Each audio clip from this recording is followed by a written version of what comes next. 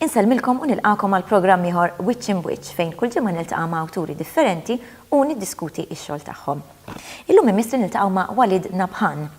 Walid huwa kittib Malti ta' oriġini Palestinjani li kiber bħala refuġjat fil-Ġordan u ilu jgħixaw Malta għal dawn l-aħħar 30 sena u issa jaħdem bħala xjenzat f'kumpanija li tagħmel il-prodotti tal-ħalib.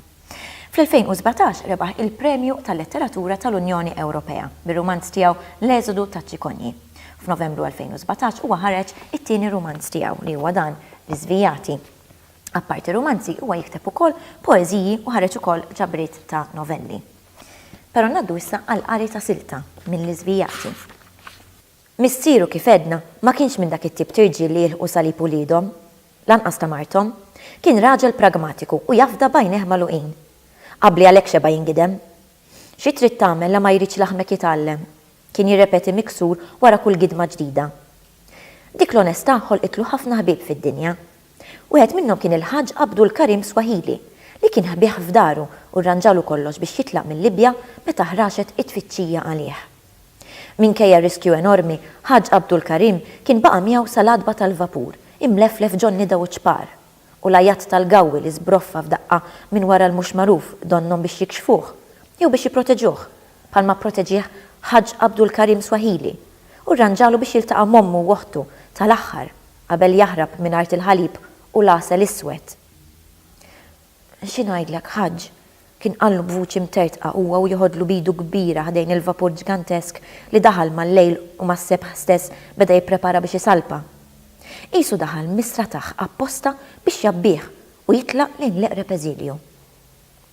Xejn ibni, wieġbu l-ħabib ta' missieru bit-bissima mafġa. Ħabib tiġi bżonnu darba waħda jew tnejn l-aktar fil-ħajja. Jekk ma ssibux f'dik id-darba jew tnejn, x'tan bih iżjed? Kien ċaqlem rasu biex jaqbel fuq xi ħaġa li ma femix sewwa dak il-ħin, iżda ħatibqa' tambar f'rasu. Safrattant liħor laħaq is-sokta qisu qralu ħsibijietu. Ommok u oħtok fajnejna sakemm jiġi xi ħadd minnkom lura. Aħna mhux ħabib biss ibni. Aħna familja waħda. Tenna huwa u jdeffislu xi flus fil-but tal-qmis. Qasem beda jirreżisti u jlaqlaq li ommu ddubbatlu xi ħaġa iżda li tħoxna tal-Ħaġġ kienet ferm aqwa minn tiegħu. Żammet il-flus imkebsin ġol but ta' qmisu. Ma tafx ma xi tilta' Qasem. Meta tiġi lura, roddomli. Qatt ma seta' jifhem x'tip ta' ħbiberija eżistiet bejn missieru u l-Ħaġġ Abdul Karim Swahili. Ħaġġ Abdul Karim kien kompletament l-oppost ta' missieru. Kuntrarju għal Abdullah Maħġub u Musa għal Salabi u l-oħrajn. Il-Ħaġġ ma kienx interessa ruħu wisq fil-politika u x'inhu jiġri fil-ġamaħirija u apparti minn hekk kien raġel reliġjuż u ta' fidi kbira. Għalhekk ħadd titlu ta' Ħaġġ li għandu xeħta reliġjuża u ġeneralment jingħata lil kull min jagħmel il-pellegrinaġġ imqaddes lejn Mekka, imqarjek darba waħda f'ħajtu. Dan il-vjaġġ sagru skont missieru huwa xejn għajr ritwal pagan li l-Iżlam ma setax jew ma qabillux ineħħi minħabba l-flejjes kbar li jsostnu lil Mekka u eventwalment kienu libsu għal-kuruna tal-Peniżola Qarbija. Missieru għall-inqas ma kienx jgħid diskors bħal dan fil-preżenza ta' sieħbu devot, għax min jaf kif kien joħodha. Mhux għax Ħaġġi kif kien isejjaħlu Qasem kien xi bniedem iddejja li ma tistax tkellmu fuq ċerti ħwejjeġ reliġjużi jew konnessi mal-Alla. Imma mhux li tmur tisplodilu l-5 pilastru tal-fidi tiegħu b'dan il-mod moqżiż u tgħidlu li Ħaġġ jiġifieri l-pellegrinaġġ ġejja minn ħaġra. Ftit kien hemm tolleranza għal dawn it-tip ta' ereżiji li ma jinħafrux, la fuq l-art u lanqas fis-sema. Fis-sema wkoll hemm il-limiti sa fejn jista' jpaċpaċ ħalq ta' bniedem. Temmi ħarqu bħal dawn kien jiddiskutihom ma' sħabu l-oħrajn infidili li jinsabu miegħu f'dan il-ħażen bħal Maħġub u Musa Sakranazz u Ibrahim al-Zagluk li wħud minnhom studjaw barra f'pajjiżi komunisti fejn raġel jista' jorqod moħħtu qisu xejn mhu xejn. Għalhekk meta ġieli ommu daħlet b'xi tee u kafè u nsertathom f'waħda minn dawk id-diskursati infidili, kienet toqgħod tajjarhom lil barranin laqulhom moħħhom u ġabuhom mażuni bħalhom. U li illutu l-insara qatt mu se jkunu kuntenti sakemm iġibukom mażuni bħalhom. Hawn min jgħid li mażuni kienet iżida minn żnieda. U dik kienet silta minn l-Iżvijati. Issa nixtieq nistieden lil Walid biex jiġi hawnhekk. Kif inti Walid? Grazzi tal-qajt l-istedina tagħna. Kif inti? Mela, ngħaddu għall-ewwel mistoqsija. Arrej ta' żewġ romanzi tiegħek l-eżodu ta' ċikonni u dan li żvijati ma jistax ma jindunax li l-kittib għandu interess kbir fin-narrattivi u l-kontronarrattivi li rrakkuntaw il-ġraja tan-nisa l-Arbi. U għandu wkoll opinjonijiet ċari ħafna fuq liema narrattiva tixed verità li tgħaddi t-test tal-metodu xjentifiku.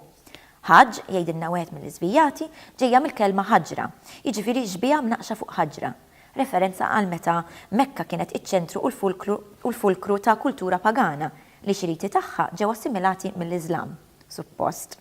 Issa jekk l-evidenza għal dan jgħaddix it-test tax-xjenza, nistqar li ma nafx iżda kif timmaġina li jirreaġixxi għal dan diskors il-qarrej informat.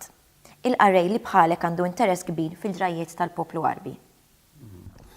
Għani għafti taħdaj il-ħaġra għalfejn naħseb li dan il-ritwal ġej minn ħaġar. L-għolnet il-żewġ kelmiet ġej minn l-istess għerq. Il-ħaġġ fl-Islam huwa il-pilgrimage illi huwa meqjus bħala waħda mill-5 kolonni jew pilastri msejħin tal-Islam. Illi hija xi ħaġa obbligatorja għal min jaffordja jagħmilha. Issa għalfejn qed naħseb li għandha x'taqsam mal-twemmin pagan għax il-Musulmani jemnu li fil-Kabe dik il-kamra sewda li qiegħda f'Mekka hemm kanton ġebla minnha hekk msejħa il-ħaġar l-aswad jew il-ħaġra s-sewda illi il-Musulmani jemnu fidi kompleta li din il-ġebla mill-ġenna. L-ispjegazzjoni x'aktar xija kienet xi tittier mill-juterita jew xi ħaġa fl-ispazju u kif daħlet l-atmosfera kif jiġri s-soltu tixel. U qabli dak iż-żmien ma kellhomx spjegazzjoni u qabdu din il-ġebla u bdew jadura. Ġifieri dar ritwal li imorru ma nafx kemm il-miljun kull sena ta' Musulman biex jagħmluh jinvolvi li iduru ma' din il-ġebla 7 darbiet. U n-numru 7 naħseb għandu signifikanza pjuttost evidenti fil-paganizmu, 7 ardijiet, 7 smewiet, 7 ebħra, għattusa b'7 tirwieħ u anki Musulmani meta jmissu ma' xi ħaġa niġsa speċi rekomendazzjoni li taħsil idejk 7 darbiet. Ġifieri bil-fors li hemm element pagan fil-biċċa u plus li dan il-ritwal kollu mhux l-Islam inventa, ġifieri kien eżistenti ħafna qabel l-Islam aw min jgħid li di l-kamra s-sewda propjament il-Musulmani jemnu li bnija Abram u ibnu Ishmael.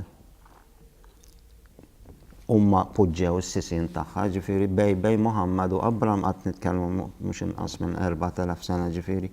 Huwa ritwal qadim ħafna imma l-pont li xtaqt insemmi li qabel l-Islam kien hemm diversità li ma ngħidlekx, ġifieri l-iskop tal-pilgrimage li jiġu n-nies u jinfqu l-flus. Infatti il-tribu li kien Mekka dak iż-żmien kien joffri ċertu servizzi b'xejn kif jagħmlu l-gvernijiet illum tax free u sabaħ u dana. Dana kien joffrilhom l-ilma u x-xorb u li kien għandu kun b'xejn basta tiġi sewwa u tġib il-flus u tpoġġi Alla li trid. Ġifieri di il-kamra s-sewda jew il-Kabe kif jgħidu l-Musulmani kien fiha minn kull tip ta' Allat. Inkluż kien fiha xbiħa ta' Ġesu Kristu u l-Madonna. U jingħad f'aktar minn sors li meta Muhammad akkwista Mekka minn idejn in-nies li daru kontrih dak iż-żmien u ma ridux jemnu fih. Meta daħal il-Kaaba ordna li jinqerdu l-istatwi kollha barra ta' Kristu u ommu u nixtieq nkun naf għada hemm jew tħassret ma jħallokx is-Sawdi. Naddu issa t-mistoqsija. Fl-iżvijati dan id-diskors li tkellimna fuq huwa forsi kontestwalizzat aħjar fħal il-protagonist Libjan li wara li jitlef lil missieru ikollu jaħrab ukoll mill-klib tal-Kurunell. U hemm inqas momenti ta' dan id-diskors milli fir-romanz ta' qabel. Nistgħu ngħidu li hemm evidenza ta' proċess ta' maturazzjoni artistika? Dik naħseb il-qarrej iridi għajda għalkemm ma nafx għalfejn in-nies mhux qegħdin jaraw it-tieni romanz. Baqgħu moħħlin ma' l-eżodu ta' Ċikoni ma nafx ir-raġunijiet eżatt, ġifieri forsi aktar kritiku l-eżodu ta' Ċikoni imma da mhux inqas kritiku, ġifieri huwa kritiku. Tajjeb ngħidu l-romanz l-iżvijati u għalhekk fil-plural. Hemm żewġ protagonisti, wieħed Malti u ieħor Libjan maħrub mill-reġim antik, mir-reġim tal-Gaddafi. U fil-infatti it-tnejn kritikali ħafna ta' ċertu affarijiet li qed jiġru f'pajjiżhom. Il-Malti kritikanti mod għal xi affarijiet li qed jiġru f'pajjiżu kemm affarijiet politiċi, affarijiet kulturali, affarijiet artistiċi, u l-ieħor ovvjament ma qed jogħġbu xejn it-tmexxija tar-reġim oppressiv.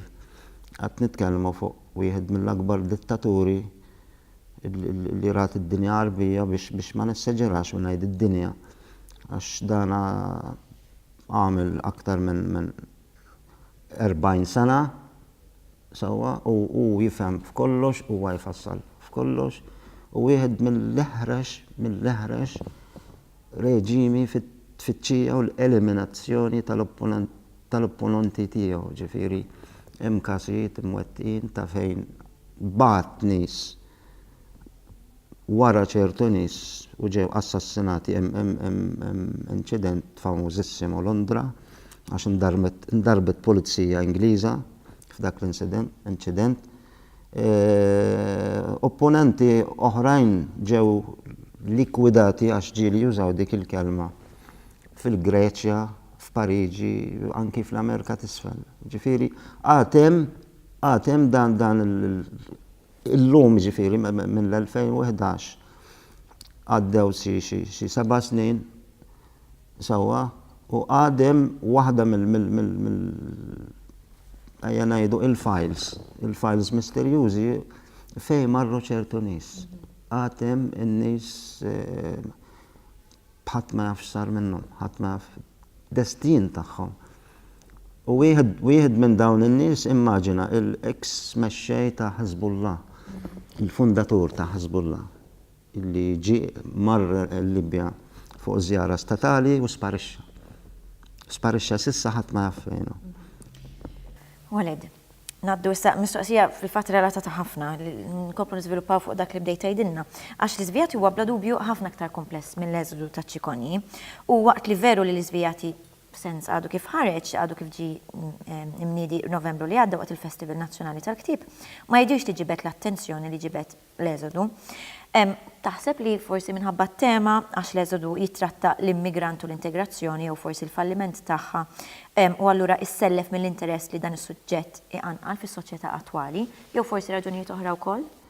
Qabli hemm raġunijiet oħra, però ejja ngħidu ġenerali Ktib irid sena biex jagħmel ħoss, biex jagħmel impatt. Dana ġifieri għadna noħorġu ħadd nitkellmu xi ftit xhur.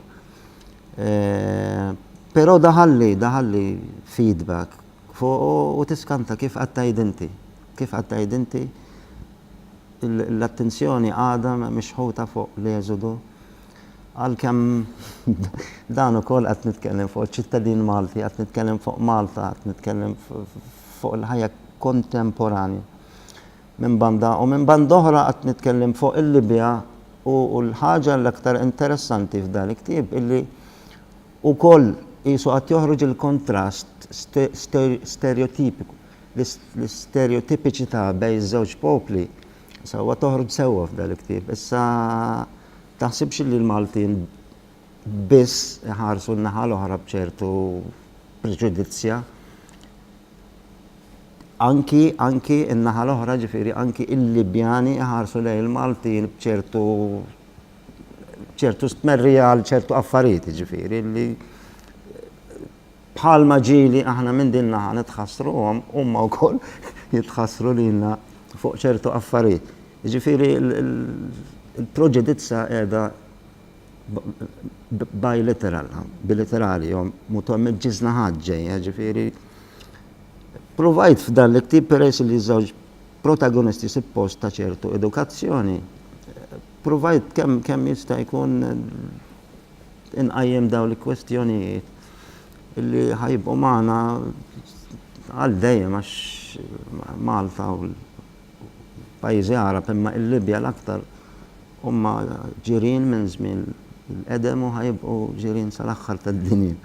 Allura kif jgħidu bil-Malti staqsi ġar qabel id-dar. Imma f'dan il-każ ma kienx possibbli imma l-ġar hemm qiegħed ġifieri.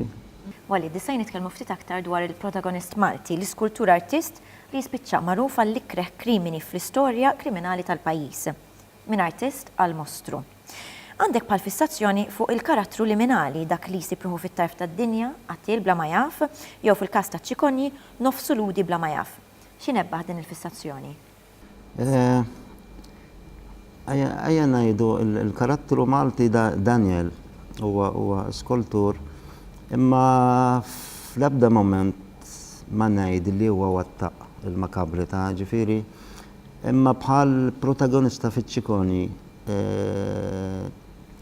moħħu mxewwex. Ġifieri laqqasu stess ma jaf wattaq jew ma wattaqx id-dilet. Imma fil-ktieb imkien ma ġifieri vera instab ħati imma imkien ma kulħadd huwa suspett fil-fatt. Ħallejta miftuħa speċi ma xejjer subajja lej kulħadd u fl-istess ħin lej ħadd dik imbagħad jara l-qarrej. Iva, il-karattri għax nħobb npoġġihom fit-tarf tad-dinja għax inkella għalfejn il-protagonista huwa protagonista fl-ewwel x'ismu. Għax huwa bniedem straordinarju, mhux neċessarjament straordinarju għall-aħjar. Ġifieri imma biex ġelni npoġġi bil-qiegħda u bada jgħid li x'niktib fuqu huwa karattru b'saħħtu u jiena sempliċement imxejt warajh. F'ħiniet minnhom, f'ħiniet itwal, imxejt warajh ġifieri u kien ipoġġili kliem f'ħalqi. U ġieli wkoll jiena poġġejt ftit kliem. Imma iva nħobb il-karattru kemm jista' jkun nimbuttaħ sa tarf id-dinja. Inkella ma tkunx ġrajja ta' barra minn hawn ħanejdu hekk. Issa Walid, mela hawnhekk għandna tliet kotba, dan huwa l-eżodu li tkellimna ftit dwaru, issa għandna tnejn l-oħra. Għidilna xi dwarhom. Ikulli ngħid dan aktar ktieb għal qalbi, daw żewġ ġabriet. Mela għandna leħen tal-fuħħar.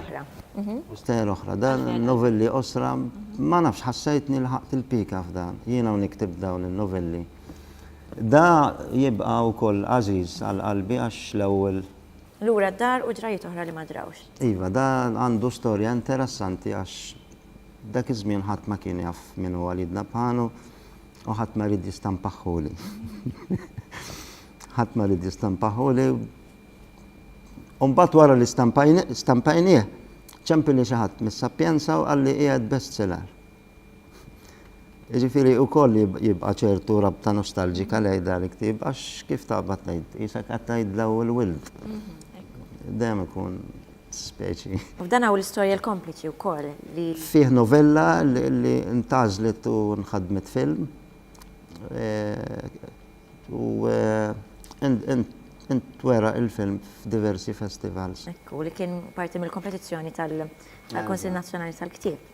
Apparti daw, batu tgħidilna xi dwar il-kodba li influenzawk f'ħajtek jew li kienu importanti għalik. Jekk ħan nitkellmu fuq ix-xena lokali, ovvjament dejjem u l-ħin kollu nirrepeti. Wieħed milli ħallu impatti ħafna fuq il-kotba ta' Alfred Sant. Fil-fatt inkun nistennih joħroġ il-ktieb, isni ħan uħorġu jien. Ktieb ukoll ħalla impatt enormi fuq ta' huwa ulid il-Nanna Venut. Naħseb ulid il-Nanna Venut u bla bidu u bla tmiem ta' Alfred Sant, naħseb kull wieħed iqrajtu xi 4 darbiet. Kull wieħed minnhom. Imma aktar kittieba li joġbuni lokalment lista twila ġifieri qatt nibża nħalli xi ħadd barra. Toġobni l-kitba ta' Emanuel Mifsud, ta' Alex Villagera, ta' Claire. Lista twila ġifieri, dal-aħħar Gian Paul tfaċċa fix-xena. Fix-xena internazzjonali jekk nibda ma nieqafx, imma wkoll ktieb milli naħseb iqrajtu xi 4-5 darbiet, Midnight Children, illi jista' jkun influenzani fl-eżodu ta' Cicconi. Infatti hemm paragun. Il-paragun kien frasi jiena u niktib l-eżodu ta' Cicconi. U jiktib kif tixxaqqaq l-Indja u toħroġ minna l-Pakistan u terġa' tixxaqqaq u toħroġ Bangladesh, joħroġ Bangladesh. Ġifieri qed tirrakkonta kontinent sħiħ u f'dan il-ktieb jiena qed nirrakkonta l-Vant Nofsani, ġifieri li huwa aktar troublesome minn imkejjen oħra. Saramago, ovvjament, wieħed mill-ismijiet li l-kutba tiegħu rajthom aktar minn darba u Kundera u Kafka u lista twila u għadni ma semmejtx ġifieri n-naħa Arbija. In-naħa Arbija. Dal-aħħar konna fil-festival il-fira tal-ktieb tal-Kajr. Qabli kien hemm aktar minn 1 miljun titlu f'din il-fira. Vera l-biċċa l-kbira minnhom kutba tar-reliġjon. Imma qatt jiktbu fid-dinja Arbija wkoll. Mhux qatt jiktbu daqs imkejjen oħra, ġifieri l-kutba kollha li joħorġu fid-dinja Arbija kollha inqas milli toħroġ Spanja waħedha f'sena. Jiġifieri għad jonqos. Walid, wasalna fit-tmiem din l-intervista. Grazzi ħafna, interessanti ħafna, grazzi tal-li ġejt. Aħna wasalna fit-tmiem Wiċċ in Wiċċ, narawkom il-ġimgħa d-dieħla għal episodju ieħor.